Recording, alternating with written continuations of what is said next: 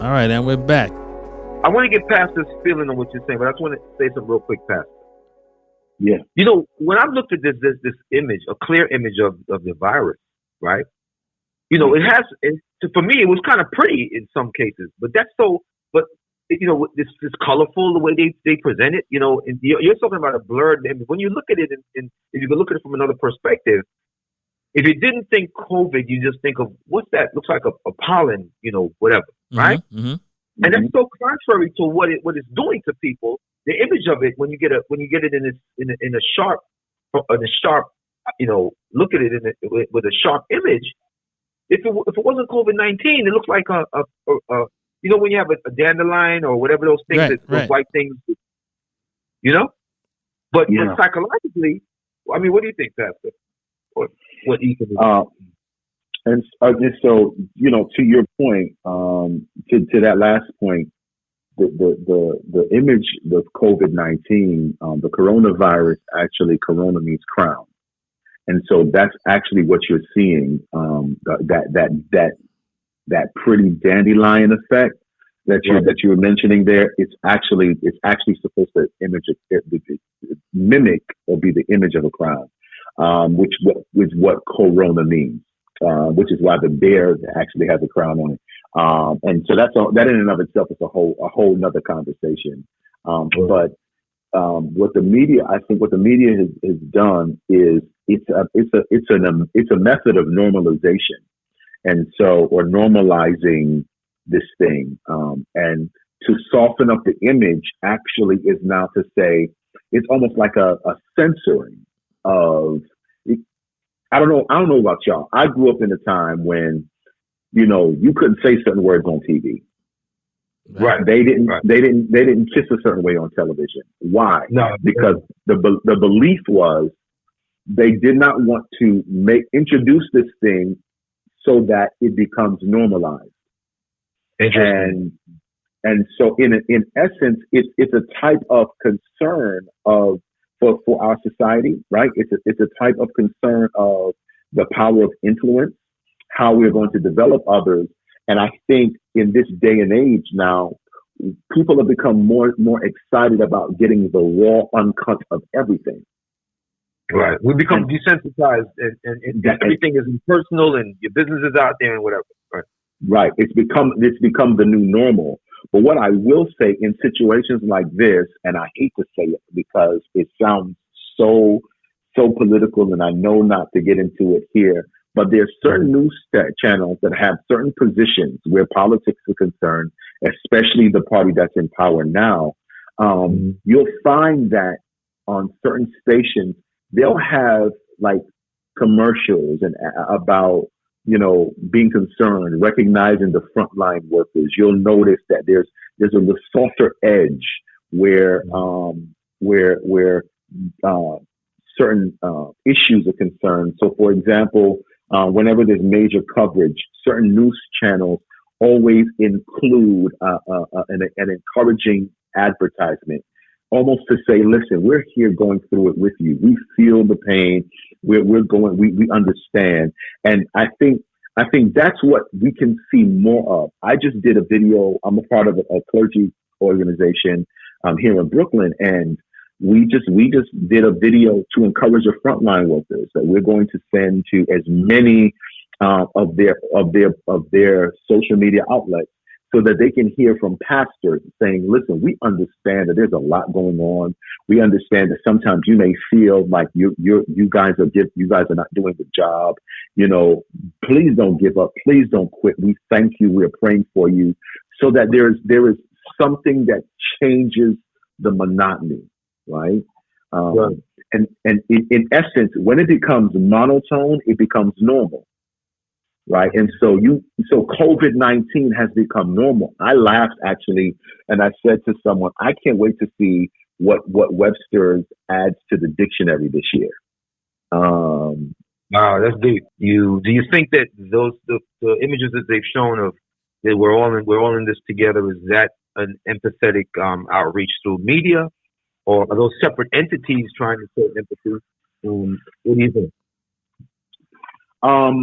So if we're gonna, I think that it's an attempt by some of these media outlets to say, listen, we know that this is what we have to do. This is our job. Our job is to present this information in an unopinionated fashion. But our position is, we know you're not in this by yourself. And I think it is an attempt to be empathetic to the populace. I think that it's wise if you want people to keep watching your news channel or your TV channel, to say, hey, listen, we're going through this with you. We get it. We hurt with you all, and there may even be segments. Hopefully, I haven't seen the news in a long time. I'm at work when it's happening, but there should be even segments of people who've recovered. I know Chris Como from CNN. He just recovered, and they did a segment with him saying, this is what I did. This is what COVID-19 wants you to do, and this is how you giving tips as to if it happens to you, what do you do? And it made, and I saw some of it, and it made me feel like, okay, COVID-19 is not impervious to pain. We can overcome COVID-19. And I think that's one of the key things that the media wants to, in an ideal world, would want to do for its viewers. And some media outlets have. I don't know if it's balanced. And I think that's really where the conversation is. Is it balanced enough? I have to give you the statistics. I have to tell you who have died. I have to tell you where the hot spots in the country are. But at the same time, we do want to let you know that it will be okay in some way, shape, or form. You're not alone. You're not on this journey by yourself.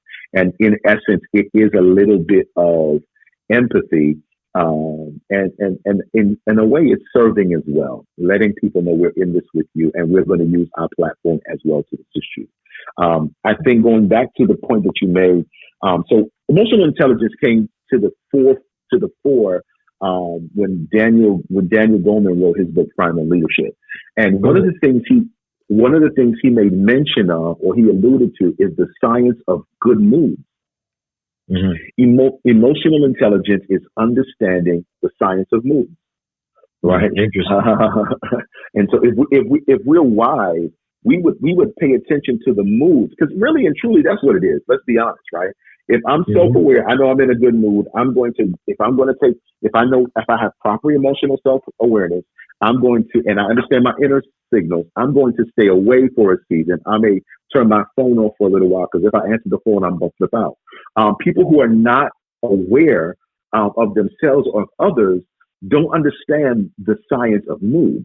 And because they don't understand the science of mood, or they don't fully get how good moods have the power to change circumstances and situations, they would literally say, well, I'm going to say what I have to say. And that's, I think, one of the things that was alluded to earlier about what we see coming off of Capitol Hill and from the White House, that it doesn't seem like it's a consideration of the mood of the people. Right. Mm-hmm. And one of the things that was said is that good moods galvanize good performance. And right? Yeah, I mean, think about this. You know, and we've mentioned this many times in previous podcasts. When you're having a good day, you might say something to me that, if I was having a bad day, I might give you a piece of my mind, right? But because I'm having a good day, it rolls off my back. And when you're having a bad day, you might say something to me that on a good day, wouldn't bother me. And so we have to keep that in mind, right? We have to keep in mind that what you're feeling is going to affect what you're taking in. That's why we want to pause and stop if we can.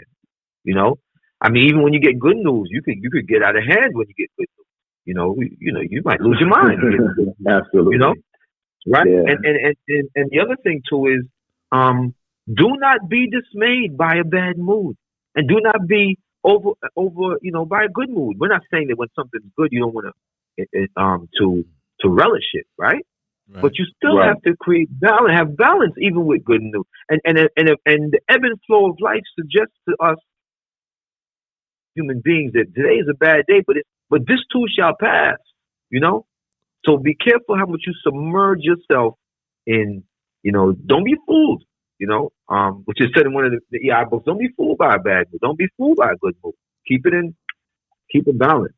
You know, absolutely. And if I can piggyback off what you're saying, that there's a level of dynamic resonance, right? That if I'm in a good mood, and for lack of better terminology, and we can discuss it further at another point in time.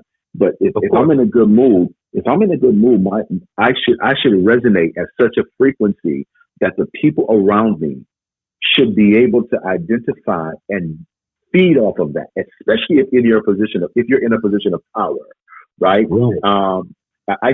Even if I don't have all the answers, I should be able to control. I should be able to gather.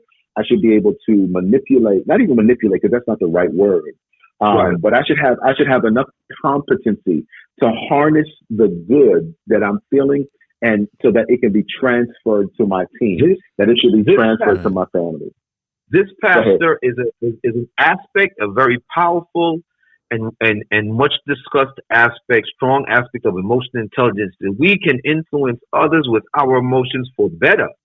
Now, there have been many leaders in history who have used EI in the negative, but the point that you're making too is this is very important to understand the power we have, and that also expresses empathy. That if I am if my frequency is very high, part of my empathy is to use that to empower others, considering what's taking place.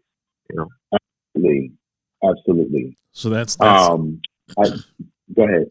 No, go ahead. I was just thinking. I'm sorry. Go ahead. Go ahead. No, go ahead. No, you got it. no, you go. You go. So and so here's the thing, right? The power of that good mood and what have you. Then that becomes, now if I'm aware of what's going on, if I can use the strength, the degrees and the dynamics of my mood, my emotion, that I'm aware of, and I have again gained control of, I now become, believe it or not, for those who are hurting, a doctor. Right. Oh man, I felt preachy with that pregnant pause right there. I felt the preach creeping up in my toes just now. We got to address it in the next podcast, Pastor. Yes, sir. Well, that I appreciate where you took that, and because that good mood, as you project it out and have other people receive it. That's that shared moment. That's that fellowship piece. That is the encouragement of others, which fruits of the spirit. That's the value of recognizing that emotional state and its impact on others. Going back to when you even said, the larger your vocabulary, the more better you can express things. It's now that extra mood, that good mood with good words attached to it, can also, help transfer and express it to your team.